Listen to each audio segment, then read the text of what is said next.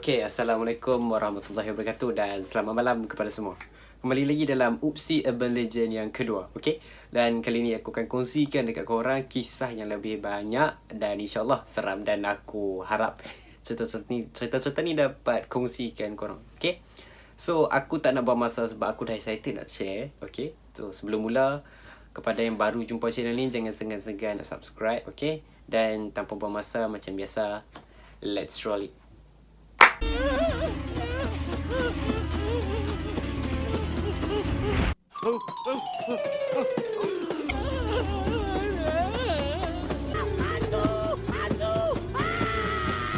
Tolonglah kampung, jangan nak kebersihan rumah kita lagi. Tapi.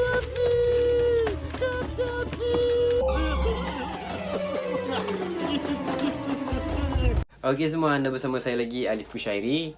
Dan untuk kisah yang pertama ni, aku akan kongsikan kepada korang kisah yang benar-benar dan sebenar-benarnya yang terjadi setiap kali 10 hari bulan 10 di kampus lama dan kampus baru Universiti Pendidikan Sultan Idris ataupun UPSI. Cerita yang pertama ni terjadi kepada seorang perempuan dan kawannya iaitu Anis. Dan pengalaman ni diceritakan oleh Anis, okay, dan confirm lah bukan nama sebenar, dengan kawan dia. Macam biasa, memang 10/10 ni senior memang akan share dekat junior untuk takutkan lah, okay. Mereka ni pada mula-mulanya mereka tak percayalah sampailah terjadi dekat mereka sendiri, okay. Tahun lepas, tak ingat tahun lepas ke sebelum-sebelum tukar, okay, 10/10 jatuh daripada hari Khamis. Waktu tu kelas Anis lain yang kelas Anis ni yang lain semua cancel kecuali pukul 3-6 petang yang dekat e-learning. Okey, e-learning dekat kampus lama. So kalau sini-sini cerita confirm 10/10 ni bangunan semua akan kena kosongkan pada sebelum 5 petang. Nak dijadikan cerita, okey, kelas si Anis ni tak sampai 2 jam pun. Okey, pukul 4.30 tu dah bersurai. Sebab lecturer si Anis ni cakap dia ada urusan nak diselesaikan lah. So bila keluar je daripada e-learning ni, sunyi sepi gila. Memang sunyi sepi senyap. Tapi aura dia lain lah. Macam gelap and spooky. Semua orang tahu si e-learning tu macam mana dia punya condition. Okay, lepas tu Anis dengan kawan dia ni pergi library. Okay, lepas 4.30 petang tu lah dia pergi library. Dan dia pun duduk sampai pukul 10 malam di library. Okay, dan sambung duduk dekat bilik 24 jam sampai pukul 11 sampai 11.40 malam. Okay, dah habis dia pun duduk kat bilik 24 jam tu, dia pun keluar lah. Okay, waktu nak keluar ni si Anis pun tanya dekat kawan dia, nak ikut jalan mana. Saya nak pergi sebab nak pergi PT lah kan. So dia ajak lalu jalan TS iaitu Jalan Tarahan Selatan. So as we all know sebagai student-student UPSI, Tarahan Selatan ni memang seram lah. Walaupun dia it's a valid shortcut untuk daripada library ke e-learning terus kejam ke Pintu Timur. Okay, Pintu Timur ni tempat student UPSI ni tunggu bas. Okay, untuk anda yang tak tahulah kan. So mereka pilih untuk lalu jalan tu. So sepanjang lalu jalan tu, mereka tak nak, si Anis ni tak nak lah kosongkan fikir, tak nak sunyi sangat. So dia pun sembang-sembang lah dengan kawan dia untuk elakkan daripada mudah diganggu. So mereka sembang-sembang sambil lalu jalan Tarahan Selatan tu. Dan tiba-tiba mereka dua ni diam. Tapi mereka still jalan sampai ke Fakulti Teknologi Vocational dan keluar ke PT lah. Okay, sepanjang perjalanan mereka daripada PT dan ke college tu, memang senyap sampai mereka tak sembang langsung lah. Okay, sampai college ni mereka dah still diam side. Dan sampai je Anis pun bersuara. Okay, dia kata, kau nampak tak tadi apa yang aku nampak? Lepas tu kawan dia tanya balik, apa yang kau nampak? Kita sebut serentak nak? Okay, kawan dia okey. Lepas tu Anis pun kira lah 1, 2, 3. Dan jawapan yang mereka sebut ni jawapan yang sama, iaitu mereka nampak perempuan. Dan sangat jelas di bahagian Tarahan Selatan tu lah. Okay, waktu mereka lalu dekat kawasan Tarahan Selatan ni, dekat bahagian hujung tu, dia bau wangi tau. Bau sangat wangi, macam bau bunga kan. And suddenly sampai kat tengah-tengah tu, bau busuk gila, bau macam bau bangkai gila. Bau busuk gila. Semua orang pernah, mesti pernah bau ni. Busuk gila. Okay, dan pertama kali dalam sejarah si Anis ni kata dia nampak benda tu daripada satu kelas ke satu kelas dengan dia tembus dinding bangunan tersebut. Okay, kita move to next story. Orang yang sama dengan kawan yang sama. Okay, tak lari daripada 10/10 ni lah. Okay, masih dengan orang yang sama. Dan ini kisah yang selanjutnya. So setelah Anis dan dengan kawan ni sampai dekat college kawan dia tu, iaitu College Engkoma. College Engkoma ni quite jauh lah kan. Okay, di hujung. Okay, diorang pun siapkan assignment. Walaupun masih seram lah dengan benda yang dia nampak tadi tu, tapi dia cuba untuk tak nak sembang pasal benda tu lah. Kadang-kadang tak jadi kerja pula kan. Sebelum buat kerja tu, masuklah dia makan Maggi. Macam biasa kita ni kalau student, for sure lah, makan Maggi kan sambil buat kerja kadang-kadang. Okay, sambil-sambil alih-alih buat kerja tu dah pukul 3 pagi. So Anis ni cakap dia nak balik college dia lah. College ni dekat College Zabar. So semua orang tahu College Zabar jauh dan dia dekat bawah. KUO jauh. Dia kena lalu College Wang Had Saleh. Okay, quite jauh lah. Okay, and then dia minta lah nak pujuk kawan dia ni, cakap dia nak balik college sebab esok pagi tu dia ada test. So pujuk, dan kawan dia ni pun bagi. Sebab yelah, si Anis ni kata dia bukan jenis suka tidur bilik orang. Tapi kalau aku duduk je bilik tu, suka hati aku lah kan. So time tu pukul 3:30 pagi si Anis ni keluar. Okay, dengan sejuk-sejuk tu dia beranikan jugalah. Okay, dari KUO ni, College Koma, dia jalan ke College Awang Had Saleh. Dan dia ikut jalan bukit tu sampai ke kafe KH lah. Sunyi gelap dan lampu belah situ memang takkan berfungsi. Okay, Biasa ada jauh orang tak tidur lagi time tu. Dan lampu pun buka. Okay, sambil takut jalan tu, otak dia ni dah fikir lah. Okay, dia nak ikut jalan mana. Since dia terlarang nak ikut lalu jalan pejalan kaki dia daripada kafe KH ke KZ. So sebab dia kata dia dah pernah alami benda seram dekat situ. So nak dijadikan cerita, si Anis ni melintas di bukit kecil antara College Awang Had Saleh dan College Aminuddin Baki. So dekat situ kita semua tahu ada pokok-pokok besar dan ada satu curun yang semua orang akan guna jalan tu. Okay, berbekalkan cuma hanya flashlight, dan si Anis ni cuma pakai baju kurung. Okay, dia nak turun tebing. Bayangkan pukul 3 pagi dan tiba-tiba ada anjing dekat situ.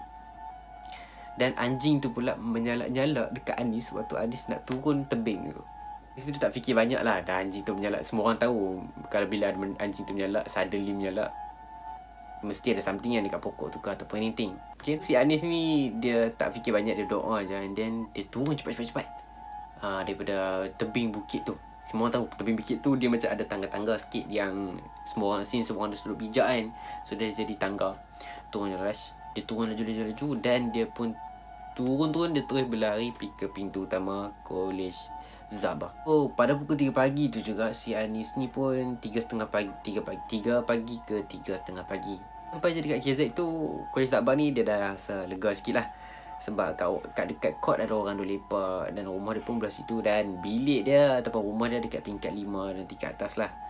Macam biasa tiap kali balik akan ada kucing ikut si Anis ni sebab dia selalu bagi makan kucing-kucing dekat situ. So malam tu ada 2 ekor kucing ikut dia. Okay, yang seekor warna hitam, dan si hitam tu dia berjalan di hadapan Anis. Dan yang dekat belakang ada lagi seekor lah. Nampak je di tingkat 5 ataupun aras 5 tu, bila nak pergi ke lorong dia tu, dua-dua kucing dia ni berbunyi macam tu. So sambil tengok pandang rumah jiran si Anis ni berhadapan dengan rumah Anis lah. Okay, memang Anis ni tak nak tengok lah kan, sebab dia dah bergelentar nak buka pintu time tu. Okay, waktu nak buka pintu rumah dia tu, tiba-tiba housemate dia ni datang dari belakang dan cakap macam ni, cepat masuk.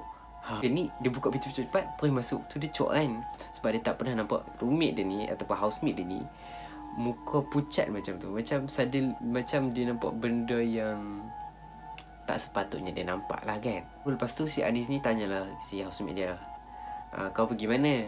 Tapi dia tak jawab. So dia assume dia punya housemate ni mungkin balik dari meeting lah kan, sebab housemate dia tu selalu macam tu, balik dari meeting. Dia pun pergi mandi, dan time dekat tandas tu dia dengar lah bunyi orang macam baru balik rumah. Tapi macam biasa malas nak fikir kan. And then masuk tidur, dan sampailah esok 11 hari bulan 10. Macam biasa bangun pagi mesti fungsi kita lapar. So Anis bangun, dan macam biasa dia buat Milo, buat semua apa yang dah rasa nak makan pagi lah. Dan waktu dia tengah buat tu, dia dengar bunyi riuh dekat depan rumah dia. Okay, maknanya jiran dia lah. Okay, sambil dia dengar tu, dia pun pergilah bawa Milo ni sambil mengajar kopi dan pergi bersembang dengan jiran depan rumah dia.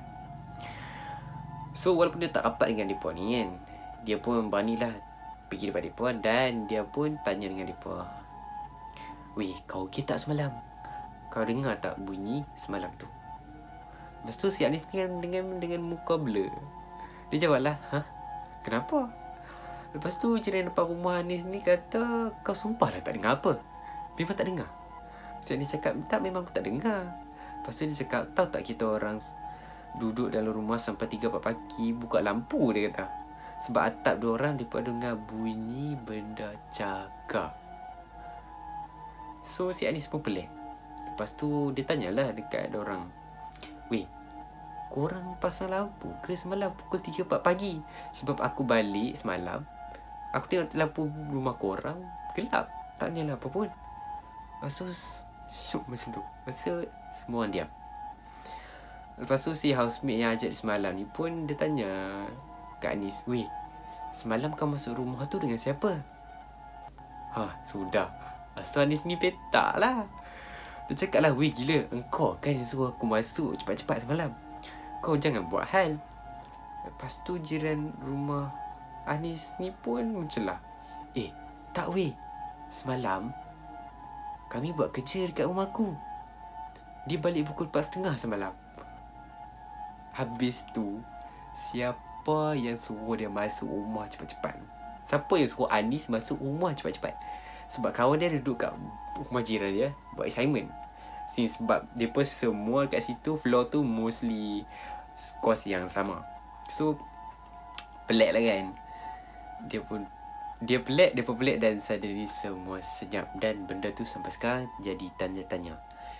Benda apa yang anjing nampak waktu Anis tu dekat tebing? Dan siapa ataupun apa yang suruh Anis masuk rumah cepat-cepat pada ketika itu? Kita sambung to next story. Okay, so next story ni daripada kisah di kampus baru. Macam misalnya kampus baru ni ada agak cerita-cerita dia, tapi tak terlalu banyak lah kan. Tapi aku cubalah share dekat korang. Okay, kisah ketiga ni terjadi pada 3 orang lelaki yang sahabat, yang kawan baik lah. So aku tak nak cerita panjang lah sebab cerita ni agak panjang. Aku cubalah pendekkan sebaik mungkin lah. Okay, so malam tu 10/10 juga. Okay, 3 orang ni mereka ada buat preparation di panggung percubaan yang berdekatan dengan Tuan Kuncen Selit. Mereka 3 ni macam biasalah buat kerja sampai orang pukul 9 ke 10:30 ke pukul 11 malam. Okay, so pada ketika itu mereka ni dah settle. Dia cakap, aku bagi 3 nama, senang. Okay, bukan bagi 3 nama lah, maksud aku tukar nama mereka. Okay, aku bagi senang, Ali, Abu, Aman. Okay, senang. Okay, si Abu ni cakap lah dekat Ali dengan Aman, cakap, "Jom kita balik, dah lewat ni." Dia pun kita semua tahu tarikh ni tarikh apa. So si Ali dengan Aman ni pun tak cakap banyak sebab semua orang tahu tarikh tu. So semua okey lah. Okay, so dia bertiga ni pun bersetuju untuk balik. So tak nak balik ni kan, mereka tak mau lalu dekat kan ada 2 jalan. Satu belah yang lalu berhadapan dengan pusat pendidikan awal kanak-kanak, dan satu lagi di belah belakang lalu dengan pusat koko. So mereka ni pilih untuk jalan pusat koko yang belah jalan gelap tu kan. Mereka pilih untuk jalan tu sebab dekat situ sebab mereka duduk college KUO. So bila lalu situ lagi dekat lah untuk sampai. Okay, so mereka 3 pun tak ada masalah kan. Okay, ada 2 biji motor. Si Ali naik dengan Aman dan si Abu naik seorang. Okay, so perjalanan mereka dan kisah seram mereka bermula di situ. Waktu mereka lalu jalan tu, semua orang malam tu jalan tu gelap. Okay, lalu mereka bawa sambil bersemang lah kan. Lepas tu tiba-tiba motor si Abu ni mati. Lepas tu si Abu ni pun panggil lah, "Weh, Ali, Aman." Ali, Aman. Si Ali, Aman, tengok motor aku ni apa jadi. Macam tu. Si Ali dengan Aman pun ni pusing lah balik. Okay, saat time tu si Abu ni dah turun motor. Okay, dia turun motor, dia tengok lah motor, dia check motor dia apa yang tak kenal kan. Sambil si Ali dengan si Abu ni on the way jalan, dia pun tengok dekat si motor si Abu ni ada seorang perempuan berkebaya merah duduk dekat tempat duduk belakang. Yang Ali dengan Abu ni pun si Ali dengan Aman ni pun macam cuk. Si Aman ni pun tanya dekat Ali, weh, siapa yang kat belakang Abu tu? Bukan kita 3 orang je kan? Kenapa perempuan kebaya merah? Apa dia petak. So macam, weh, cepat. Lepas tu si Aman ni pun cerit dekat si Abu. Cerit, weh Abu, siapa dekat belakang kau tu Abu? Cepat Abu, lari. Macam tu. Abu ni pun, hah? Kenapa? Abu pusing je. Dia tengok dekat penduduk belakang tu, ada seorang perempuan berkebaya merah tanpa kepala. Terus si Abu ni tinggalkan motor dia dan berlari pergi ke Ali dan Aman. Kiranya nak rabat 3 pergi balik college. Dia kuasa setakat tu saja kisah seram 10/10 daripada aku kepada anda semua. Sungguh pun cerita-cerita yang aku kongsikan ni adalah menarik, tapi tak semuanya 100% benar. Aku cuma menyampaikan daripada orang yang menyampaikan saja. Dan macam kita tahu, Urban Legend ni merupakan kisah-kisah yang disampaikan daripada mulut ke mulut, dan kita tak tahu sama ada dia betul ataupun salah. Tapi kepada anda yang pernah merasakan pada 10/10, saya ucapkan kepada anda, sila kongsikan kepada kisah anda kepada saya.